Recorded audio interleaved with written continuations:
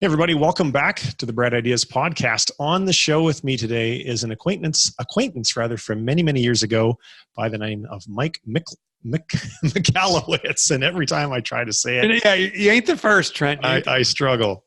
Anyway, Mike is the entrepreneur behind 3 multi-million-dollar companies, and he's the author of a number of books: Profit First, Clockwork, The Pumpkin Plan, and his newest book, Fix This Next.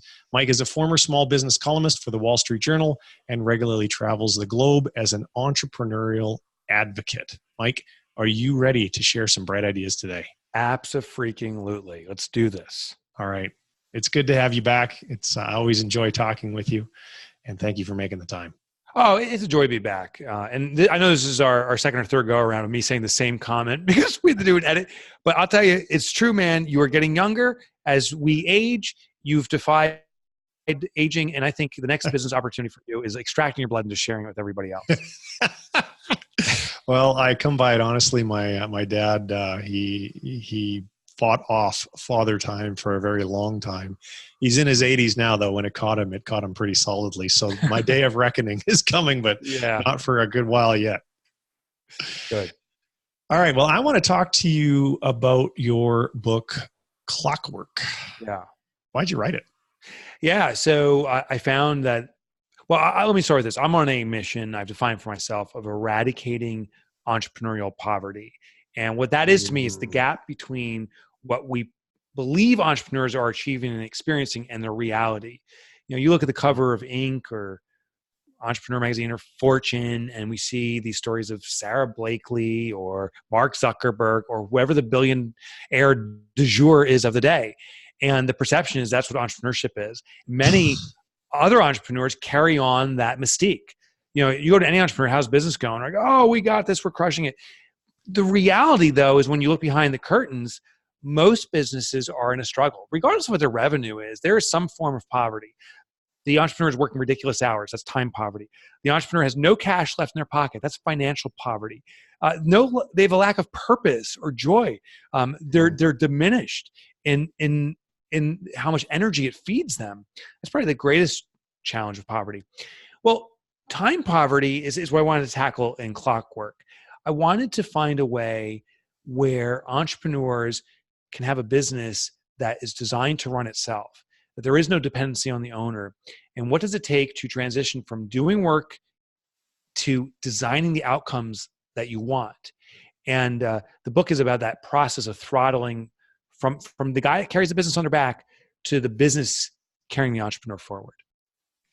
So people who've been listening to my show for a while know that I'm huge on delegating. I'm huge on standard operating procedures, but I'm gonna play devil's advocate for this conversation. All right. I'm gonna throw at you all the objections that someone who maybe hasn't yet developed the mindset that you and I have, because they're really big stumbling blocks in these micro business entrepreneur minds. Yeah. I remember when I started my first business, and it was a real issue. I don't want to make light of it, but people are like, oh, you got to hire. You got to hire and you got to delegate. And I always thought, well, damn, dude, I can't afford to hire. Like I'm barely making it as it is, and I'm killing myself. So for that person who's listening to this episode right now, maybe they're running a one-person e-commerce business or a one-person marketing agency, and dude, they're trapped, or at least feel trapped. What the hell are they supposed to do? Yeah, so trapped translates into capped, meaning if you're working your ass off to carry a business on your back and you're with this dilemma, do I hire or do I work more? Well, if you're already working your ass off, you've proven you've capped out your time. There is no more time available. The only way to expand a business is through the expansion by hiring employees. You know, there's this concept right now, this hustle and grind mentality, and it's driving me nuts. Mm-hmm. It is the worst mentality. I see entrepreneurs that are hustling and grinding, expecting that one day the business will kind of switch like a light switch, that now all of a sudden they're sitting on top of the business and it's carrying them. I'll tell you, if you've been hustling and grinding for a year, you've proven that hustle and grind is not a way to carry the business forward. You've been doing it for a year. There is times you need that. So the sentiment, I understand. You've got to make extraordinary effort. But the greatest effort is our minds. It's not the doing. In fact, doing is is a lazy way. It's funny, in my book I wrote about there's two challenges in front of you. One is to dig a hole. You have 5 minutes to dig a hole of a certain depth, or to solve a Rubik's Cube. What do you choose? Most people will say Rubik's Cubes are impossible to solve. I'll run out and start digging the hole. And the few people that start the Rubik's Cube will give up on it in a minute and say, this is too much, and run out and start digging the hole. But that's the same kind of mentality we have with business. It feels we're making more progress by doing a very rudimentary function because we're seeing the completion of it. But the sophisticated work that no one wants to do, or at least are challenged to do, is where the real opportunity is, solving the Rubik's Cube. So if you feel that dilemma where you're saying, I can't work any more than I am, and I can't afford to hire, I'm basically saying you can't afford not to hire because you've maxed out your output. You can't, we're going to do work 25 hours that day or 26. Sorry, time's not available. The only way is to hire. Now, for some businesses, you will have to take a momentary step back. And this is the gut check. You're making, whatever salary you are now. To hire the next person, you're going to have to divert some cash toward the hire of that person. But if you're strategic and smart, you don't hire a full-time person right away. Bring in virtual support, bring in part-time help, delegate out the distracting low-level commitments. If you're great at sourcing, if you're an e-commerce person, you're great at sourcing inventory and pricing it and price management and stuff like that. But you're also doing, packaging boxes. Hire someone to package the freaking boxes, please, because that time we avail, we can redirect. And yes, there's a small cost with that, but now you're doing much higher level stuff. And over time, you can scale up these part-timers to more and more hours. But if you stay stuck and don't start that transition, you're just going to entrench yourself further and further in hustle and grind, trying to carry the business on your back. And that is not a scalable approach. No, as a matter of fact, it is a exhausting, demotivating approach. Yeah. To be honest with you. I remember when we started our e-commerce business, we hired virtual assistants first because you could get them on an as-needed basis for $3 or $4 an hour. Yeah. Then we used to have inventory shipped into our garage, which is hilarious. We had these 18-wheelers backing up into our driveway in the cul-de-sac, but we had our neighbor's kid come over and do the product prep for, I think it was like $10 an hour. Perfect. The other thing, and I just read another book, and I don't remember, I wish I could give a shout out to, hold on, How to Become a Capitalist Without Any Capital by a fellow by the name of Nathan. Oh, I like that title, yeah. Yeah, I've never met the fellow. I've never spoken with him, but I really enjoyed the book. And one of the things he devoted some time to is we're in this sharing, because we're in the sharing economy, which didn't used to exist. And so now, because obviously, the question that these entrepreneurs are struggling with is, how do I create the extra cash to be able to hire? And you've just described some great ways. Some ways that I wanted to also make sure people think about is, what can you do to lower your personal overhead? Can you take a room in your house and turn it into an Airbnb room? Do you have an RV that you could turn into an Airbnb? Do you have could you get by on a less fancy car? Could you go out for dinner less? I think that a lot of this also comes down to what sacrifices are you willing to make in the beginning? Because let's face it, you're gonna make some sacrifices. Yeah. So there's a thing called loss aversion. So a little side gig of mine at a very rudimentary level is I have a passion for behavioral psychology. I read, actually, if you can see the video, all these books up here behind me are almost all about behavioral psychology, mindset, and so forth. And there's this thing called the loss aversion effect, or just loss aversion. Loss aversion is once we possess something, the pain associated with losing it is so extraordinary that we'll go to illogical levels to retain and keep something. Yet, if we don't possess that thing, we wouldn't go to the same levels to gain that thing. So a classic example is like that red Porsche or something. You see in the window at the dealership down the road, and it's nice to dream about it, but you don't start working an Uber job and renting out that extra room just so you can get the Porsche.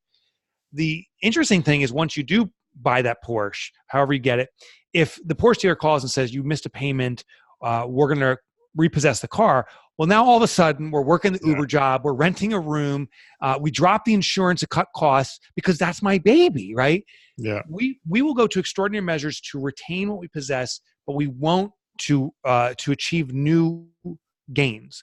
And that's called loss aversion.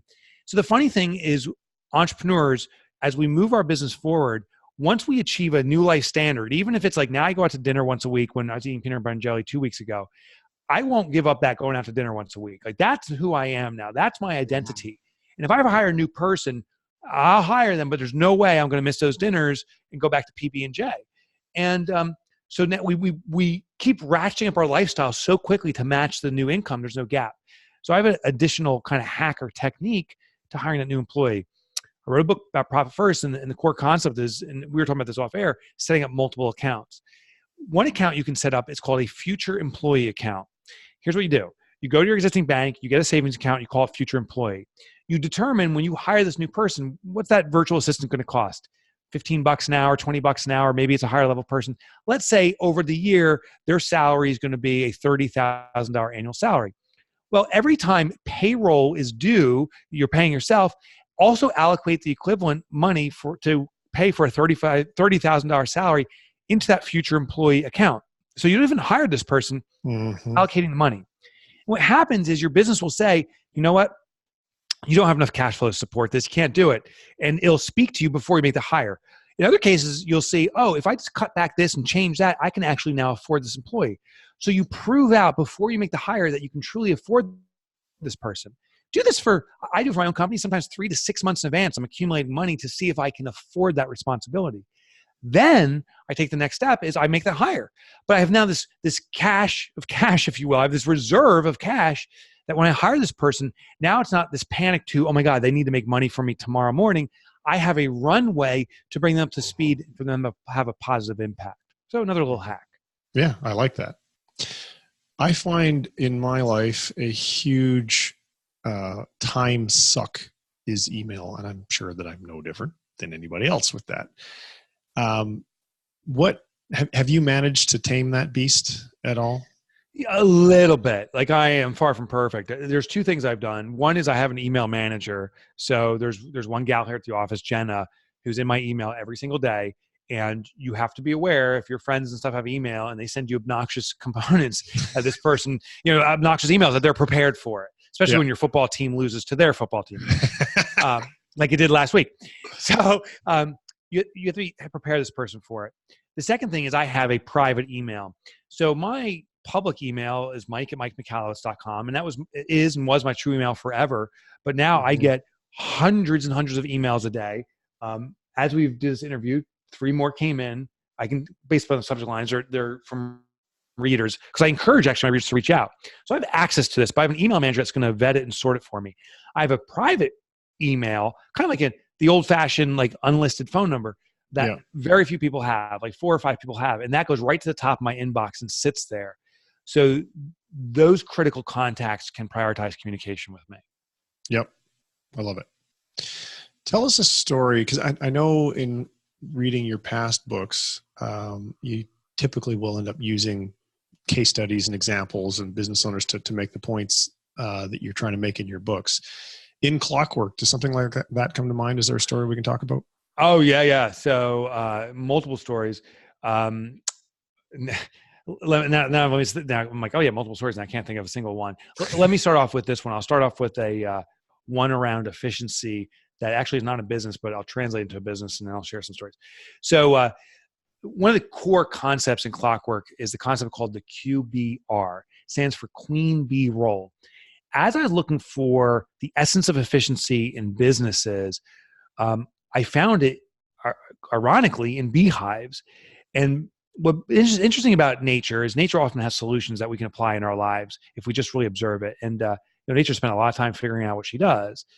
Well, when it comes to beehives, they're one of the most efficient organizations, if you will. They can scale very quickly. You'll see one bee around the window today, and tomorrow's a hive with 1,000 or 2,000 bees flying around. So the question is how they scale that quickly. Well, they've simplified the rule set to rule number 1 is every bee is responsible for protecting the QBR. I'll explain that in a second. Rule 2 is if the QBR is protected, go and do your primary job function, collecting nectar, defending the hive, or something like that. Well, the QBR, the queen bee role, is the function that allows or is most important in the survivability and thrivability of the hive. QBR stands for queen bee role. It is the function of laying eggs. So beehives, their thrive factor, if you will, is on egg production. If bees aren't producing eggs, bees die very quickly. There's a real issue. So they need to be constantly producing eggs. Well, this translates to business. Within every business, there is a singular most important function or activity that must be protected because it is the most important. And just by definition of the word most, there can only be one of those. So every business has a singular most important function. Sadly, I found almost no entrepreneur knows what it is. They say everything's important. That's what I said. I'm like, I got to do everything for my business. It all needs to be humming along. Well, if we take FedEx, so this is an example I have in the book. If you take FedEx has a promise it makes to its customers. FedEx promises to deliver packages on time. Now, FedEx does many things. They have print shops and they do packaging for you and et cetera, et cetera. But their core function is delivering packages on time. That's what their reputation is bet on, right? Every business owner needs to know, what is the biggest promise you make? What are you known for? And if you don't know what you're known for, either you can define it and say, starting today, this is the one thing that I want to be known for. Or you can ask your existing customer base and look for the common thread. Say, why do you buy from me? Ask 100 customers or 10 customers, and you'll start seeing a common thread of why they buy from you. As an author, as an example, my biggest promise is to simplify entrepreneurship. That's what I do. And yes, I promise other things, but that's my big promise. You read my books, I will simplify the entrepreneurial journey for you. Once you know your big promise, the QBR, the activity that's most important to your business, is the function or the activity that makes that promise a reality. Now, FedEx has many things that ensure package delivery. The most important thing they do, though, is logistics, the tracking and movement of packages. That's it.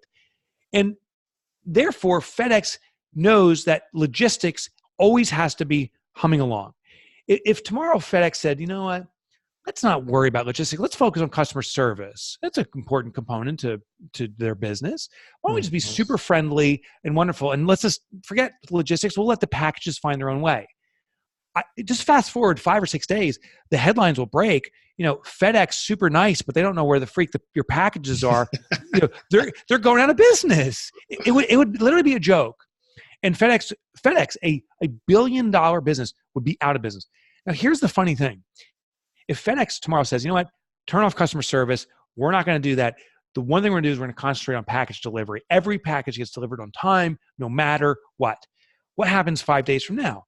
There'll be murmurs and people talking about, FedEx, not the friendliest company, can't even get hold of them, but packages delivered on time.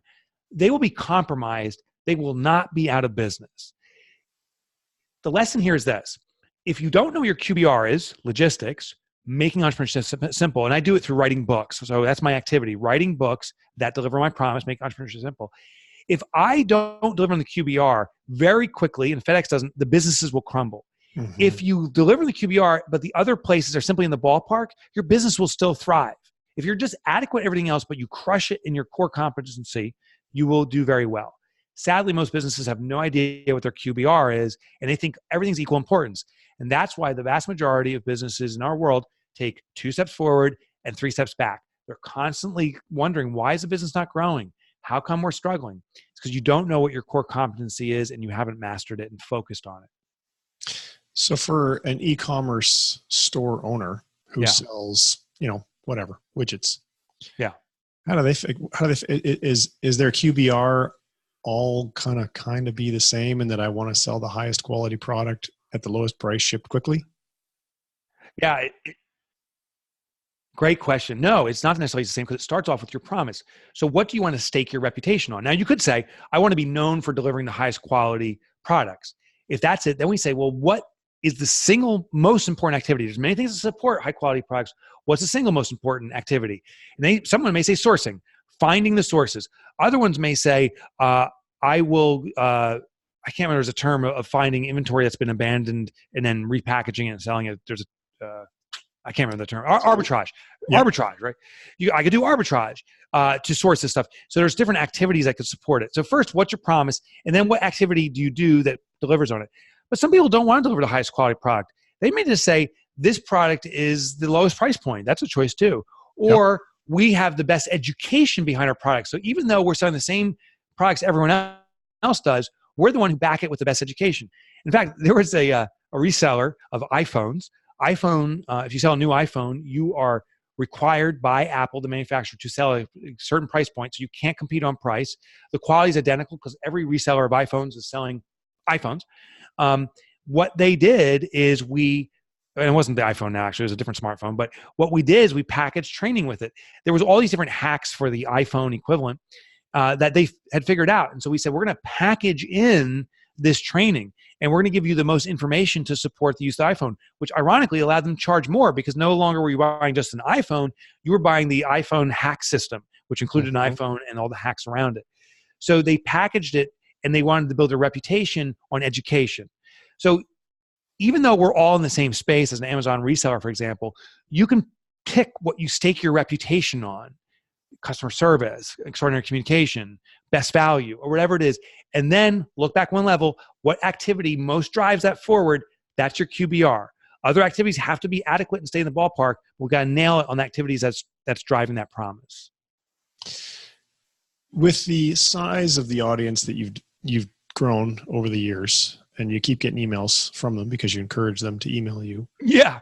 What are some of the top challenges that these folks are asking you about over and over and over again? Yeah. Oh, that's a great, it's funny. No one has ever asked me that. So one of the things that immediately come to mind is there is a resistance to the ideas I purport in the book. And the shocking resistance I hear over and over again is it can't be this easy. So my most popular book currently is Profit First. Soon it will be Fix This Next, my next book. I hope it will, because I'm so proud of the concept. But Profit First is my most popular book. And I'm extremely proud of that book. What I said is, if you want to be profitable, every time revenue comes in, immediately take your percentage as profit first, hide it away from your business, and run your business off the remainder. It's that simple. It's the pay yourself first principle applied to business. And it forces you to run your business appropriately with the remaining funds. Your business will speak to you saying, here's how much money we truly have to spend. If you want to be this profitable, you have to work within these expenses. So it becomes very clear. And the resistance, I guess, it can't be that easy. This is business. It's complex. Like, we got to have, what about EBITDA, and what about cost of goods sold, and what about warehouse, blah, blah, blah, all these things. And there was there's this thing called Razor's Axiom, I think it's called, or Razor's Oculus, something like that, which basically says the simpler the solution, the more likely it is the right solution. Like, that's the argument. And yet human nature feel this necessity for complexity. And I'm not even sure, I got to research out why there's this compulsion for that, but there's this compulsion. So the most common question I have is this or challenge is, this can't work. It's too simple. The second challenge is there's a fear to try something new.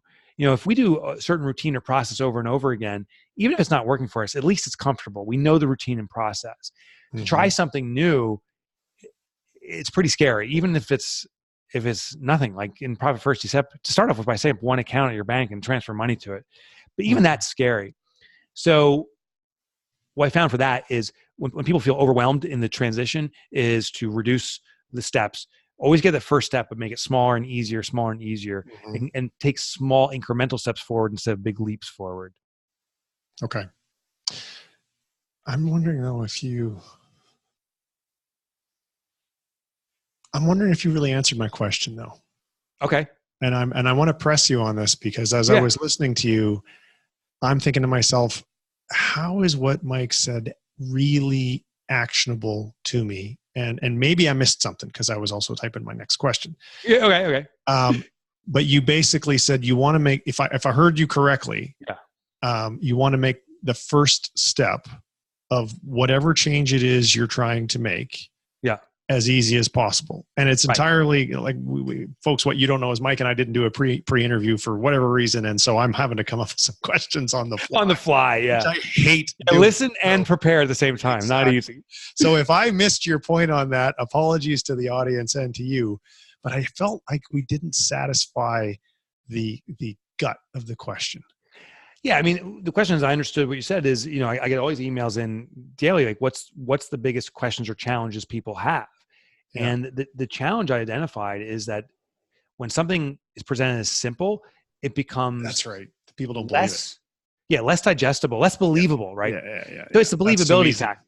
It's too easy. It's the too easy factor. So that's the challenge, I guess, is it's too easy. And I found that I can't convince people. Like, I can't say, yes, this works. And this is true, Trent. We have over 150,000 businesses doing profit first.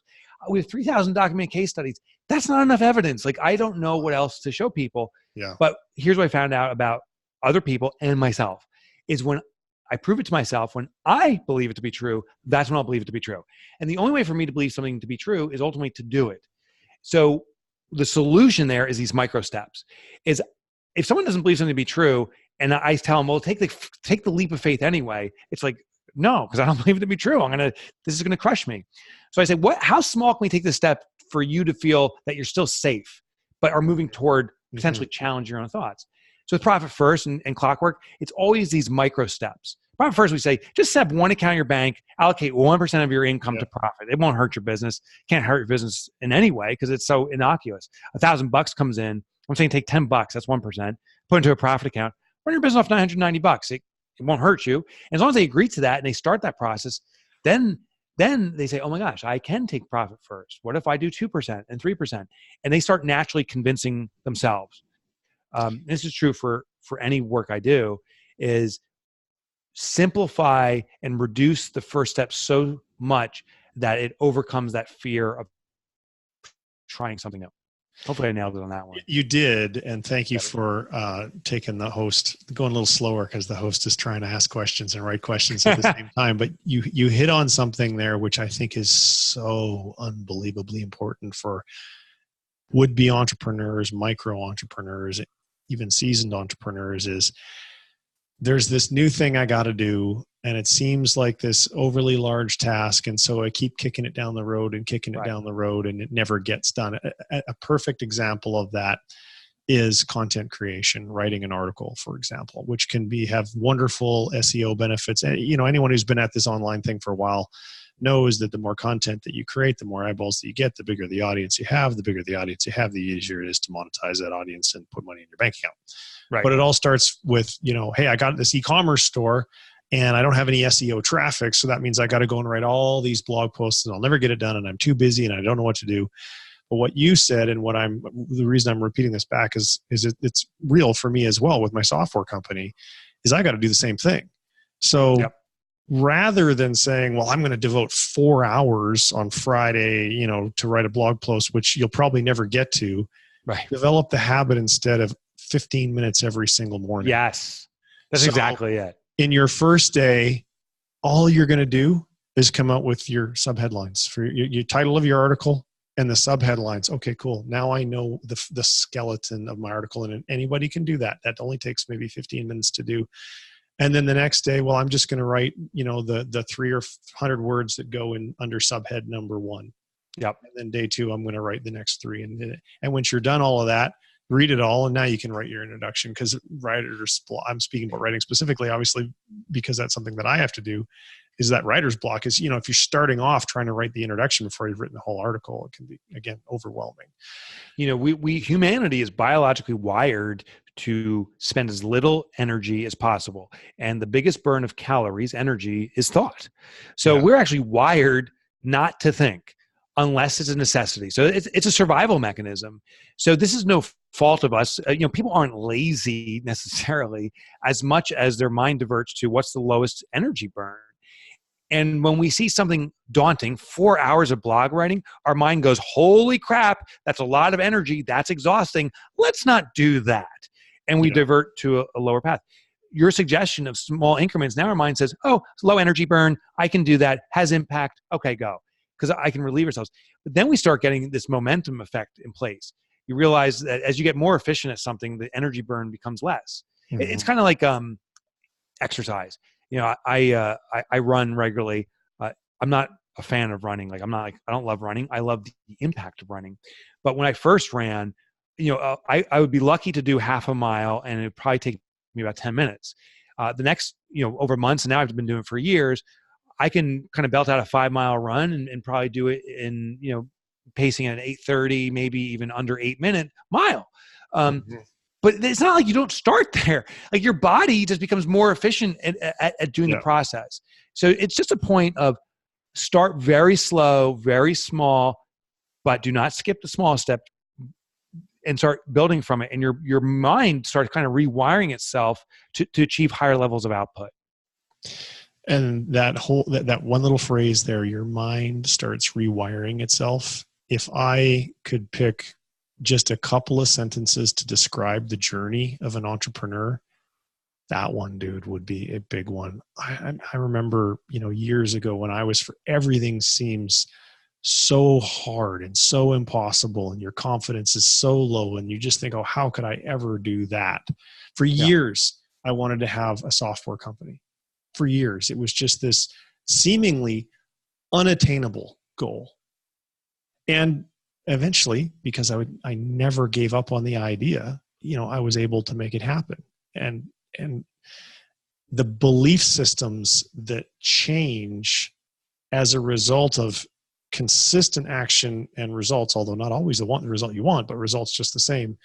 I guess I'm saying this because I want the new entrepreneurs who are listening to, and it's probably even hard for them to grasp because they haven't been down the road yet. But man, oh man, your thinking is going to change so much if you're only willing to just start devoting time and energy to the pursuit of whatever lifestyle business goals that you have.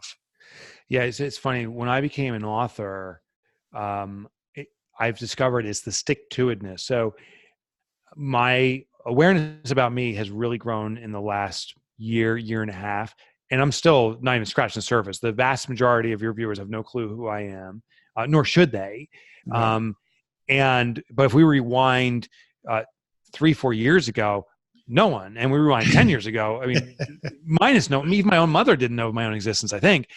So what I found is the only difference from now, today versus 10 years ago and 11 years ago when I started, is the stick-to-itness. I had all the reasons not to keep writing books. I could back the information financially. It's not viable for me. I wasn't getting results. It wasn't driving the impact. All these reasons not to do it were there. Except I do know this, that if I stick with it, the likelihood of success only amplifies. Here's an example. I have a wealth manager. His name is Ron, and I was talking to him a few days ago. He said the most fascinating thing. I said, hey, Ron, I'm thinking about changing my stock and cash position and so forth. And we talked about, and he said, here's one thing that's interesting, Mike. He goes, 90% of wealth is made in 10 days every year. Yeah. And I said, which 10 days? He goes, if I knew that, I would be the world's greatest investor. He goes, as a stock market changes, there's usually, it's the 80-20 rule. 20% of the movements affect 80% of the gains. So he goes, over the year, the stock market, on average, there's 10 days that represent the 80% of change, and wealth is then. He goes, the key is that you're in the market when those 10 days happen. Because I wish I could tell you when those 10 days are, but those 10 days happen. So the awareness is, whatever industry you're in, whatever business we're in, we're not going to have, that concept of, tomorrow's going to be bigger than yesterday. The concept where people say, I made 100,000 the first year, 200,000 the second year. Now I'm turning to 400, which means I'll make 800 the next year, then 1.6 million, 3.2, blah, blah, blah. Within 10 years, I'm making $1 billion. And I'll tell you, that is bullshit. That ain't going to happen. And I'm sorry, but it's the reality. What those spikes were those good days. And business is never on that trajectory, or rarely do I see that hockey stick kind of thing that people talk about. It's these ups and downs. But I know none of this will happen if you're just not sticking with the process. So particularly in the beginning, you're going to have probably more of those down days, but you're going to have a few of those 10 up days. Stick with it, stick with it, stick with it. And it's that longevity, I think, that is the most underrated component to success. It's just the stick-to-itness. Oh, God, yeah. Yeah. When we were talking earlier about that conference that I got invited to speak at, when I discovered that people wanted to buy SOPs, if I had missed that one day, I would have made $1 million less profit in the last 2 years. That is a life-changing sum of money that happened because of one day. Yeah. Was it Woody Allen says that, 80% of success is showing up. Yeah. Most days in the entrepreneurial journey is a tough day or down day. Tell me about it. Right.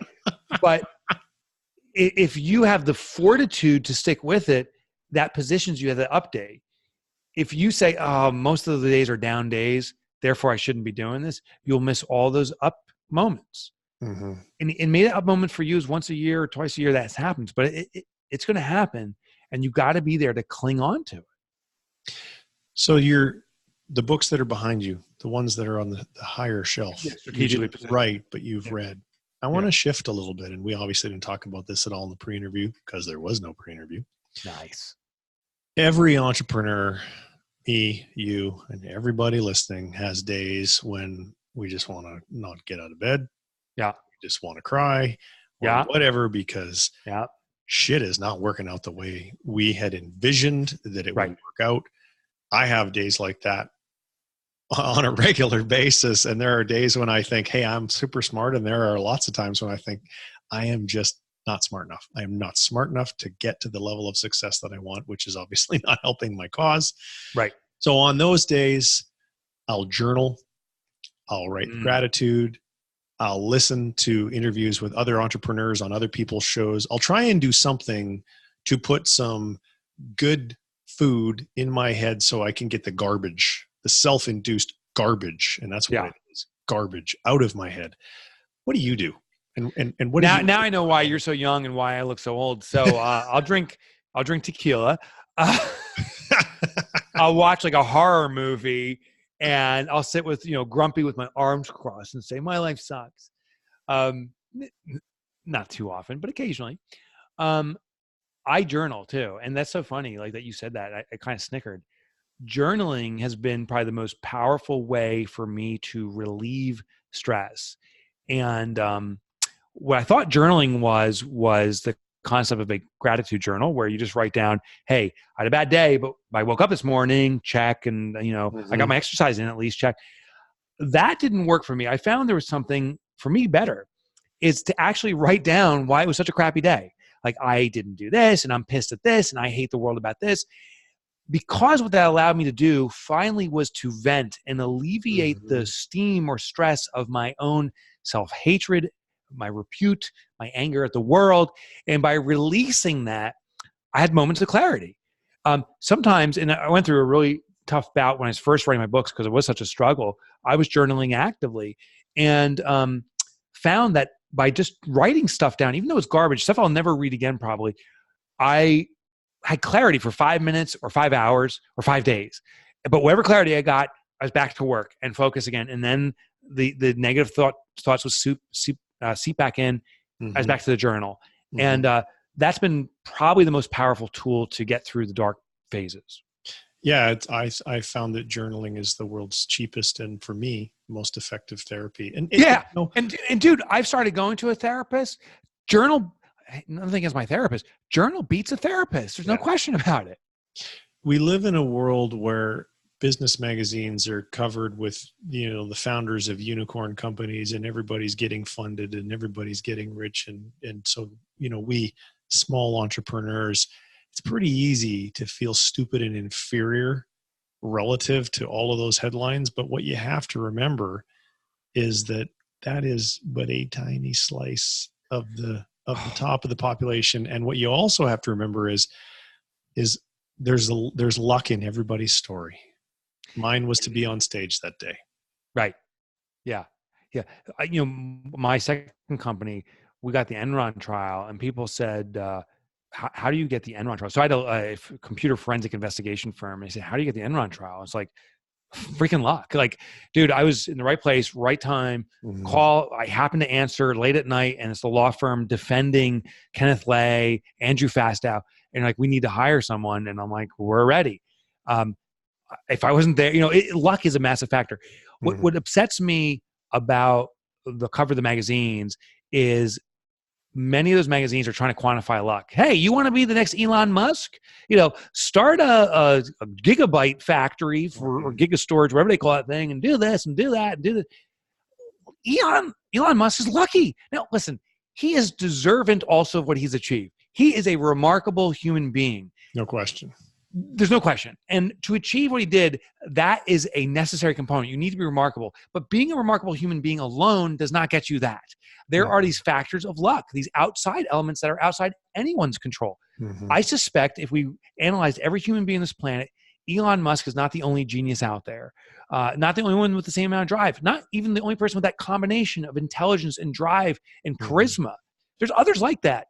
He also happened to have luck. He was born in the right place at the right time, and these other elements came in. So to replicate someone else is impossible. To say, I'm going to be the next Elon Musk, and you can't. We can't formulate that luck. We can learn from these people. We can take their best elements that we can see in ourselves and absorb it, but luck will have to present itself, and we'll need to be in position to grab onto that, like cling onto luck when it presents itself. I want to couch these comments on luck, though, by also saying I believe that you can create luck for yourself. I agree. To a certain degree, because if you're just sitting on your couch watching TV and playing video games hoping to be lucky, well, good luck to you, because it ain't ever going to happen. Yeah, that's the showing. I agree. So luck, you have to be ready to grasp it. Correct. And you got to be showing up, and you got to seek it out and sniff it out. Correct. But there's this amalgamation, this combination of outside events. There's a movie called The Butterfly Effect, right? A butterfly flaps its wings in Africa. There's a hurricane tearing through Bahamas today because of the butterfly. And I'm not saying that's the case, but this movie argues how there's this kind of rolling tides of events, stuff that's outside our individual control. We can't control the things that are going to be coming shooting by out of nowhere. We can just control what position we're in when it comes by. And you want to be ready to grab onto those things. But you got to be out there. I 100% agree. We can create luck by being in the position to capture the uncontrollable events outside of us. Yep. I'm going to ask the audience a quick question here. So audience who's listening, this conversation I'm having with Mike is really kind of going the way like Mike and I were sitting on our own in a coffee shop, sharing thoughts that two entrepreneurs would share. And what I don't know the answer to is, are you guys still digging this part of the conversation? So if you're still listening and you're digging, because I can do this more on future episodes with my guests, and I need to know whether I should. So make sure you comment on the comments or on the social feed or wherever you see this thing, some way to let me know, hey man, like I was really digging the conversation you guys were having. Okay. Mike, you currently run, I think you said 3 businesses, right? Same as me. So what are the 3? Yeah. So we have a membership organization for accountants and bookkeepers and coaches. It's called First Professionals, 400 plus members, international presence. We have offices in Melbourne, Australia, office in Amersfoort, Netherlands, and here in the US, in New Jersey. And I really should say I'm a shareholder. So I'm a spokesperson for the organization. I give it strategic direction. My business partner in it, Ron, he runs the organization. Okay. I have another a training facility for business efficiency. It's called Run Like Clockwork. I'm an equity member of it, but it is Adrian Dorson who runs that. Okay. I also have a coaching organization called the Pumpkin Planners. That's after my book. Donna Lyons runs that. So there's more companies. I'm a co-owner in an augmented reality company, shareholder, I should say, and I sit on the board of that organization. And recently was invited to be on the board of another company. So I participate in these companies. More and more, it's about strategic direction, vision, and kind of putting these puzzle pieces together to support each other, and less about the operative side, the operations, the administrivia stuff. Okay. And these opportunities are coming your way because of the books that you're writing and the following that you're doing. Yeah, right. And it's funny how things work. Like I found my passion. Like my career is I'm an author. I'm a small business author. That's all I am. And what's come of this is it builds readership. And some people approach me and say, listen, I love your books. I want you to be part of my business. Like I want to hear what you wrote in the book. I just want to hear from your voice. I'm like, okay, some people want that. Can we work a deal? And it's just, an equity position. I was a co-owner in a manufacturing business for 10 years. I sold my interest in that for a long time because of the books I wrote. Other ones are my own concept. So when I wrote Profit First, it was very clear there was a need for professionals, accountants and bookkeepers to be able to take this concept to entrepreneurs and coach them through the consequences in bookkeeping and accounting when implementing Profit First. And I had that idea. I said, okay, I love this idea. I don't want to run this idea. It's not within my wheelhouse. So I found a business partner. He runs that, and I become a spokesperson for that. So they've come about in different ways. Yep. So out of the 12 months that are in a year, how many of those months are you actively working on writing a new book? So, okay, I all 12 months, but there's different stages. So actively writing, meaning like fingers to keyboard, 3 months a year. Researching and playing with concepts, probably 8 months a year, and then 1 month in just ideation. And it's not that broken out that way. It's all over the place. Yeah. But I think one aspect that I don't think a reader would just consider from the get-go is when I write a book, it's not like I sit down and I just start writing. So most of my books take me 5 years to prepare. And what it is researching out concepts. I come up with a thesis. I research it out. We have a training facility here. I'll invite readers in free. I'll send an email blast out at the weirdest time, like 3:00 in the morning on Sunday, saying first 50 people respond. You're my guest for free. I'm going to brain dump crazy shit on you. You got to tell me what sucks and what resonates with you. And I start my guinea pig process.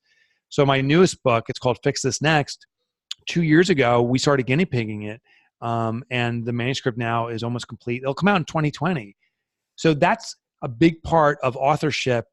I think that many people don't consider is testing theses, hypotheses, playing with concepts, making sure that they're practical in the world, fully testing out, then writing it, then rewriting it, then crying because my rewrite sucked, then writing it again, and then finally submitting the manuscript to the publisher.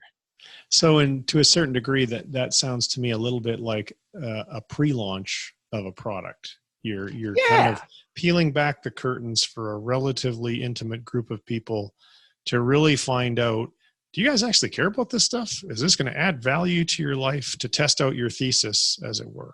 That's right. And that's exactly right. And it's a very interesting thing because I don't want yes men. I don't want people coming, oh, I love your stuff. Whatever you do is amazing. That's the worst. I want people to say, I'm curious, I'm suspect. But sell me on it. Yeah, tell me on it. And I want them to give critical feedback. So, this group of 50 people that came and ended up, for my most recent book, really ended up being 2 people. So it was men and women, different type businesses all over the place. But it's 2 people that got really invested in this process. One guy was named Jacob Limmer. He's in South Dakota. He owns Cottonwood Coffee, this coffee shop.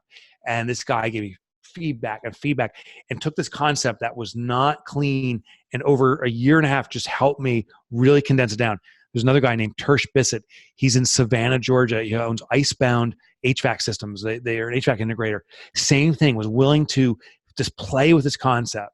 Mm-hmm. Between those 2 guys alone, from that class down to these 2 guys, we got the concept down. And then I did another test, another 100 people, rolled it out, tested it. Feedback came in solid, then tested it through coaches. So I brought some coaches on board and said, listen, you can coach a whole new concept, but your job, and you can have it for free, but your job is to come back to me and tell me what worked and didn't work. Rolled it out there, some more tweaks, rolled it out again. And I'm like, oh, we've got it. And then that's when I started documenting the process. Okay. We've been a while. I want to finish up with one last question. Tell me about a day in the life of Mike. What does your typical workday look like? Typical workday. So I guess today would be typical. So I'm really regimented on exercise, and because I understand to some degree a little bit about my own behavior. Yeah. So what time do you get up in the morning? Around 6. I've never used an alarm clock in the last 5 years. Okay. Except, listen, if I catch a flight at 2 a.m, I use an alarm clock. But I wake up usually around 6, sometimes 5:30, sometimes 6:30. But by 6, I'm up. 6:30, I'm either in the gym or running, and I do that. I have the watch on now. This iWatch, the best tool. Like I have no excuse not to. I just have to track it. There's no. I can't convince myself I worked out when I didn't. Yeah. Then I always eat oatmeal almost 5 days a week. I love oatmeal. So I love oatmeal so much that when my wife and I, we went out for breakfast recently to this restaurant, And I looked at the menu and I ordered oatmeal. She goes, Mike, that's all you freaking eat. Why'd you get oatmeal? I'm like, I love it. I love oatmeal. So it's kind of weird. So I'm likely eating oatmeal. Then I will, we start with a morning huddle here at our office. Due to the nature of my work, it's not necessarily always typical. I'm traveling a lot, so I can remotely connect or not. But we have a huddle. It starts at 9 o'clock in the morning, or 9:01 actually. 9:01, we have our meeting, and there's 14 of us around a circle, and we report what our big intention is for the day, what our accomplishment was, the big accomplishment from the prior day, and give a personal update, like, how are things going, and talk about some, corporate mission, how we're moving, go over some metrics. But the huddles don't last more than 11, 12 minutes, all standing. And then I go through my ritual of having coffee. And for me, it's very important to socialize with my team. And I encourage that too. I really, the bonding and trust factor that builds out of communication, I think I used to ignore. I wanted my employees to work. No, I want my employees to spend time. We will sit down, have coffee. I'll have a meeting with 1 or 2 employees almost every day just to learn a little more about what they're doing, to give some insights. A real cheerleader for the business is I see my most important role here. And then I'll work on a strategic project, be it the new book, be it we're rolling out some new software here. I'm involved in that project, meeting with my partners, discussing our strategy and plans, and then and then some communication, usually toward the end of the day, with readers and fans, to keep that going, and interviews. I think, Trent, I got to thank you for doing this. Like, I'm honored to be on your show, and it's a tremendous way for new people to discover the work I'm doing. So I'm flattered, and I actively participate in things like this. That's a typical day, and usually I'm done 5:30 or 6. Other days I'll interview late. I do some calls with Australia tonight, so I was going until 8 o'clock. But usually, 5:36, and I'm heading home. Okay. So for people who want to get your book, obviously, if they just go to Amazon and type in Clockwork, they're going to find it. It's I'll put a link to it in the show notes. It's a blue book with white writing on the front and Mike's name right under that. And that's one way to find it. Yeah. And there is the average rating is 5 stars. So you must have done something right. Oh, awesome. Yeah. So I, one alternative too, if I may be so bold, is my website, is MikeMichalowicz.com. Here's the shortcut. It's MikeMotorbike.com, because no one can spell Michalowicz or pronounce it. Motorbike. Mike Motorbike. Yeah. So I should do that, because I have a horrible last name as well. And that's why I use Bright Ideas as my. Yeah. I would do, you should Google, go to some domain, but I'd get Bent on Trent. Like, these rhymes or mnemonics are very easily to remember. And so, go to bentontrent.com. Like, I will never forget that now. And shockingly, I bet you that domain's not owned. So go get it. But Mike Motorbike was my nickname in high school. So, and I've never driven a motorcycle. So go to mikemotorbike.com. That forwards you to my website. All my books are listed there. You can get every book, I think 2 or 3 chapters minimally, as free downloads. I used to write for the Wall Street Journal. Those articles are there. I'm a podcaster and a blogger.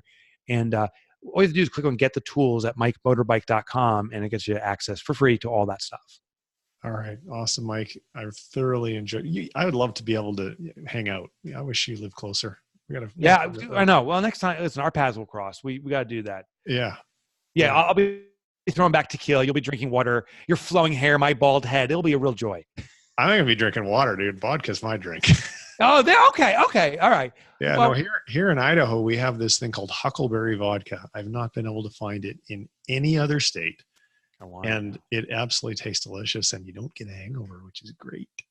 Oh, all right. Next time we get together, huckleberry vodka it is. It may have to be in Idaho. Next time I'm out that way, which I get out there. So. All right, cool. Well, thanks very much for coming on the show, Mike. Thank you, Trent.